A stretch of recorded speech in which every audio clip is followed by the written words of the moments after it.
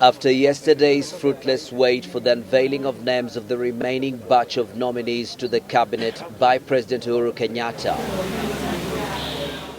journalists pitched camp at State House today morning, all set for the announcement that was scheduled for 9 a.m. as promised by the President last evening. This was, however, not to be, and the media was kept waiting until 20 minutes past 11 when President Kenyatta and his Deputy William Ruto emerged to address the nation in an address beamed live from the presidential courtyard at State House, Nairobi. With 4 cabinet secretary nominees having been picked on Tuesday afternoon, it was expected that a full list of the remaining 14 nominees would be unveiled today. President Kenyatta settled into his address after apologizing for the delayed start, which he said had been occasioned by a meeting with AU Commission Chair Dr. Dlamini Zuma. The first individual I'd like to introduce is Mr. Adan Abdallah Mohammed.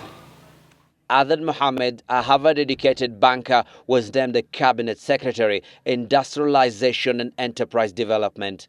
He has been the CEO of Barclays Kenya for a period of 10 years that has seen the bank grow from strength to strength.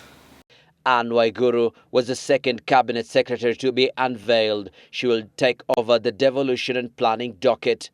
Ms. Waiguru is the Director of the Integrated Financial Management Information System and Head of Governance at the National Treasury.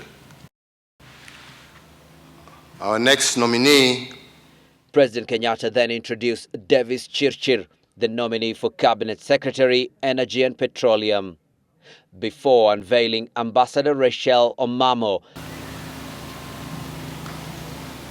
A former ambassador was also the first woman to chair the Law Society of Kenya as he speaks for Cabinet Secretary, Defense. Ambassador Rachel Omamo is a senior counsel and has been an advocate of the High Court of 27 years standing. Next in line was Engineer Michael Kamau, the Permanent Secretary in the Ministry of Roads, who has been picked as Cabinet Secretary, Transport and Infrastructure. In 1958, he is married with 2 children and has been in the civil service since 1981. Phyllis Chepkosgei Kandie was the next Cabinet Secretary nominee to be introduced by President Kenyatta. She has been picked to be the Cabinet Secretary, East African Affairs, Commerce and Tourism. Professor Kaimenyi. Professor Jacob Kaimenyi, a renowned academic who is a professor of dentistry and who rose to the position of Deputy Vice Chancellor of the University of Nairobi, has been named the Cabinet Secretary, Education. The introduction of the men and women to run the crucial dockets continued as President Kenyatta unveiled the 8th name of the day. Felix Kiptarus Kosgei. Felix Kiptarus Kosgei has been named the Cabinet Secretary nominee who will run the crucial agriculture, livestock and fisheries docket.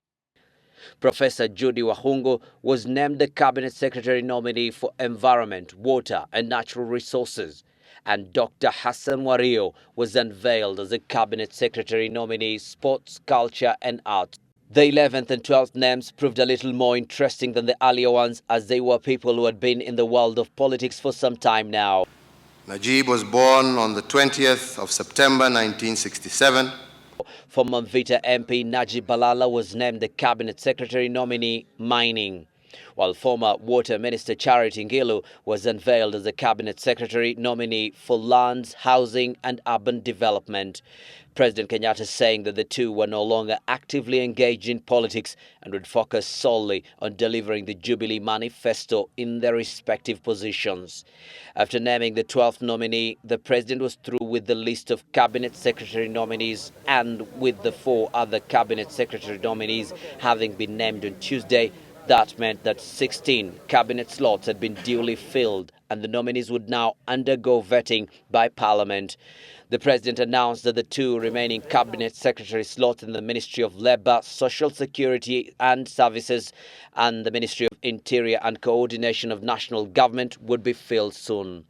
12 men and women have been appointed to the cabinet, making it a total of 16 cabinet secretaries. 2 more are to be appointed. President Kenyatta says it has been a successful process so far, and only the very best have been picked, pledging that these men and women will deliver the Jubilee Manifesto. Abdi Osman, State House, Nairobi.